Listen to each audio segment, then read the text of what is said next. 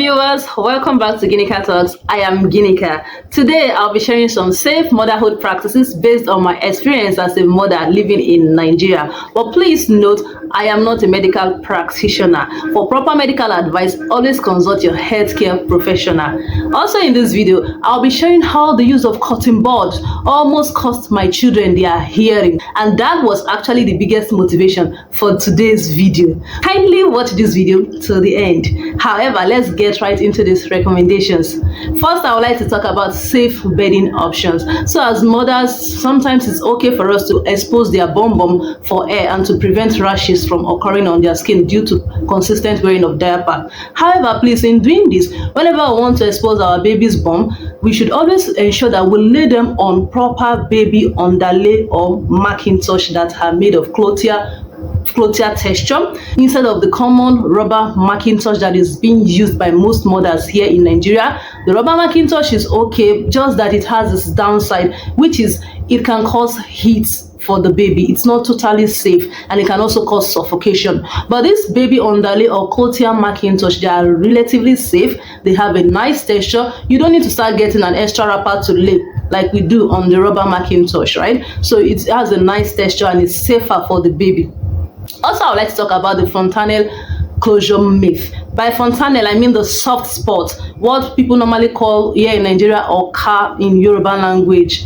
I forgot what it's called in Igbo language, right? So this Fontanelle closure myth, mothers are fond of always pouring oil to hasten the closure. It is totally not necessary because this oil can actually cost your baby their brain. It can cause damage to their brain. So always please note that the Fontanelle will definitely close on its own. It takes time. The posterior can close maybe within the first 2 months, but the anterior Fontanelle will close within 7 to 18 months old after your baby is born. So in case you have any concerns or worries about it, just consult your medical practitioner. Proper umbilical cord care. Most times you find out that in some parts of Nigeria, for example, some mothers are still using cow dung to hasten the fall of the baby's cord. This is a very harmful practice. Please, it's safer for us to stick to the use of spirit or to this use of chlorhexidine gel as recommended by medical practitioners. So please, let's indulge in safe umbilical cord care practices to avoid costing our children health issues.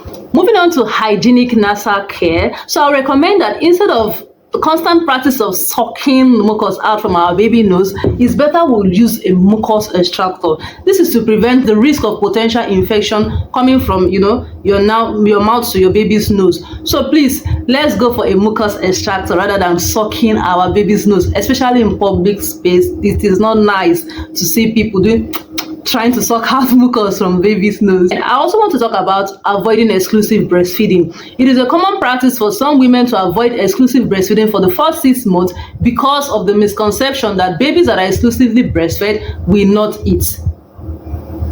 That is totally not true. Exclusive breastfeeding does not mean your baby will not eat. Yes, I know that there are some babies that are picky eaters. So regardless of whether they are exclusively breastfed or not, if they are picky eaters, you just have to find a way around it to get them to eat after you have completed the 6-month exclusive breastfeeding as recommended by the World Health Organization. All right. Even after exclusively breastfeeding your baby, once you introduce complementary feeding, please do not stop breastfeeding babies. You can also breastfeed alongside with the complementary feeding up to maybe 2 or if possible 3 years, depending on your strength. I also like to talk about best feeding practices. Oftentimes when we make babies food and it's still hot, there's this common practice of trying to blow air to bring down the temperature. Please do not do this. Doing so can actually introduce bacteria into your baby's food. Best bet is to leave the baby's food, allow it to cool naturally or to get to any temperature you want it to get naturally. You can either hasten it up by putting the baby's food in a bowl and keep placing inside a container, another container that has water, maybe cold water, to just bring down the temperature quicker. But do not blow air into baby's food. Baby feeder hygiene. Please always wash your baby feeding set immediately after each use to prevent transfer of bacteria. Yes, many times I visit mothers and after feeding babies, you see they will just dump the baby's feeding set inside a place and say they will wash later. Fine, I understand that some of us are so occupied we may not have time, but if you must dump, then kindly soak it or kindly keep it in a sterilizing place so that bacteria are not being spread. Also, thankfully, most mothers in Nigeria, they have designated sponges for washing their babies' feeding sets. But please, no matter how much in a haste we are in, let's make sure that we stick to our babies' designated sponges for washing their feeding sets.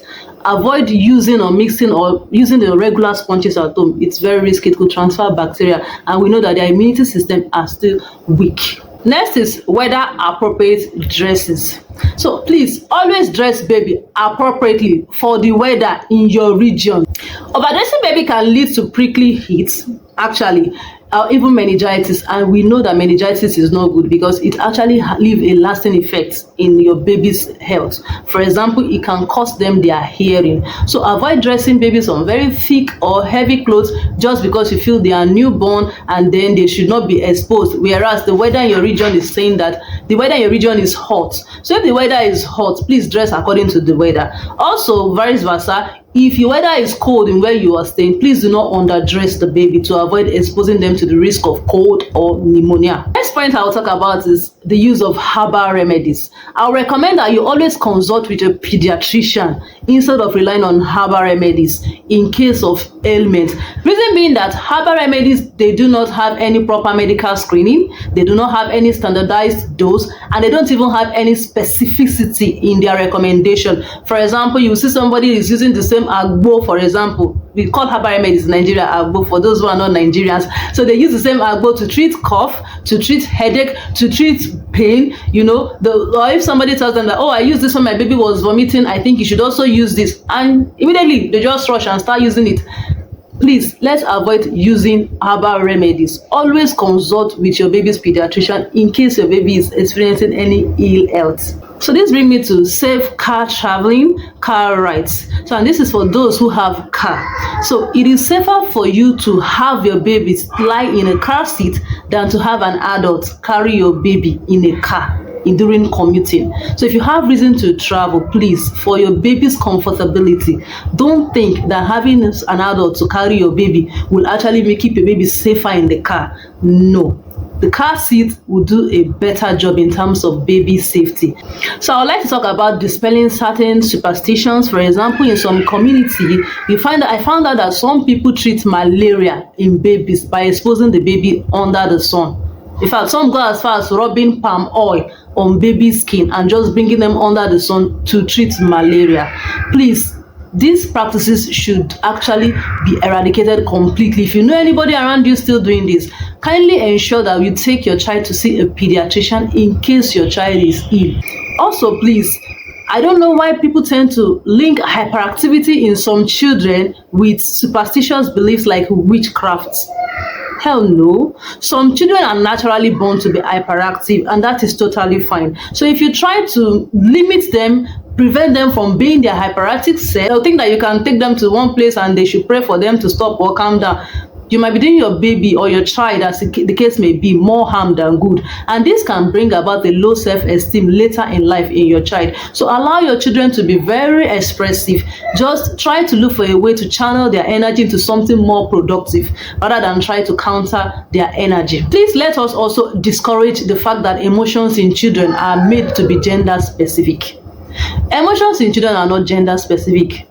Babies, whether male or female, are allowed to express themselves. So we should not be fond of always say, oh, you're a boy, you should not cry. Oh, you're a boy, you should not do this and you should not do that. And this also brings us to the kind of chores that we allocate to our children.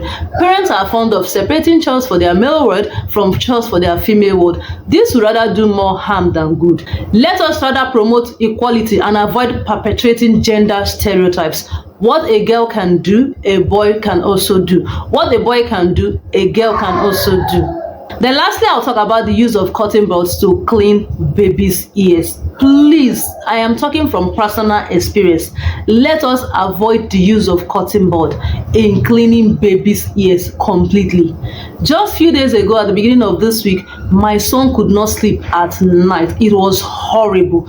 I don't know how we managed till daybreak, but thankfully, God kept us till daybreak. The following morning, we rushed to see an ENT specialist, and what I found out, will definitely shock you.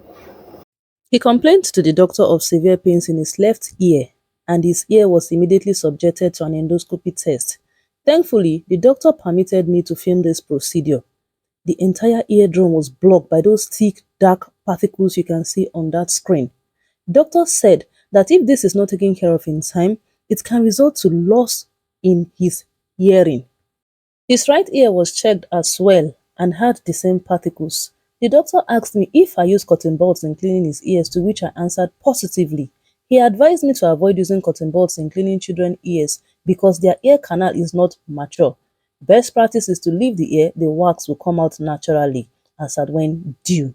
We all had to do this same endoscopy test, which cost us the huge sum of 4,000 naira per head.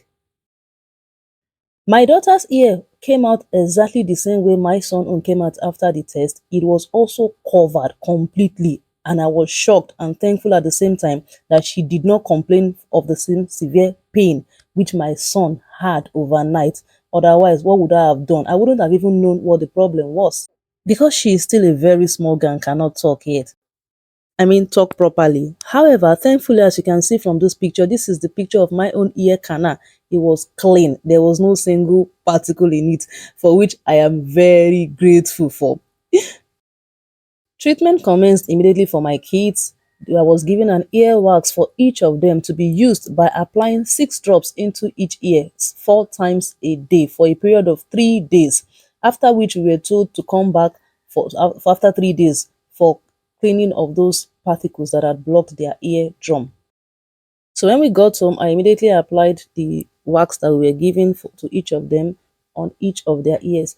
That reminds me, please do not fleet children room, including baby rooms. It is very harmful to their health. Avoid the use of strong odors like perfumes, deep frying process like bleaching oil and co. All these are very harmful to your children's health. If you must do this, then do it when they are not around completely. Also, I say let me let you know that colic in babies disappear naturally. You don't need gripe water, as the gripe water or any other thing that parents use to relieve colic in babies actually do not relieve the pain. After 3 days of applying the wax in their ears, we went back to the ENT doctor for washing of their ears to remove those particles. We were charged the huge sum of 5,000 naira per ear, making a total of 10,000 naira per child and 20,000 naira. This is excluding the money we already paid for treatment when we came some days back. So the procedure to actually get your baby's ear clean after such damage has been done is lengthy, not even and this is excluding the pain you subject these children to for doing just this. So please kindly avoid using cotton buds in your children's ears to avoid putting your child hearing at risk. Thank you so much for watching this particular video. Please kindly like, comment, and share if you find this video helpful and informative. Till I come your way my next time in my next video. Bye.